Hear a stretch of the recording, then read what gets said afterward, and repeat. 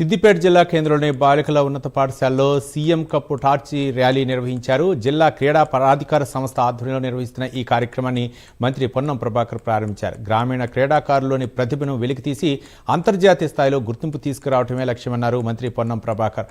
జాతీయ స్థాయిలో గుర్తింపు పొందిన చాలా మంది క్రీడాకారులు గ్రామీణ ప్రాంతాల నుంచే వచ్చారని చెప్పారు. క్రీడల్లో ప్రతిభ చూపిన వారికి ప్రభుత్వోద్యోగాల్లో అవకాశాలు ఉంటాయని మంత్రి తెలిపారు.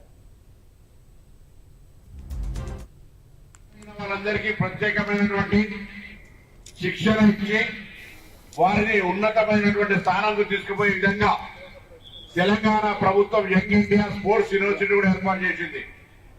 యంగ్ ఇండియా స్పోర్ట్స్ యూనివర్సిటీ ఏర్పాటు చేయడమే కాకుండా జిల్లాలో ఉన్నటువంటి క్రీడా పాఠశాలలు స్పోర్ట్స్ స్కూల్స్ ను ప్రతి జిల్లాలో ఏర్పాటు చేయడం ద్వారా క్రీడల్లో అందరికీ ప్రావీణ్యత కల్పించాలి, శిక్షణ ఇవ్వాలి.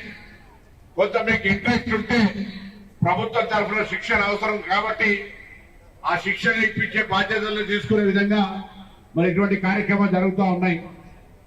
ప్రభుత్వం సంకల్పం తీసుకుంటే సరిపోదు. ఇందులో మీ అందరికీ కూడా నేను అందుకే ముందుగా అడిగిన ప్రతిభ కలిగిన వాళ్ళందరికీ ప్రత్యేకమైనటువంటి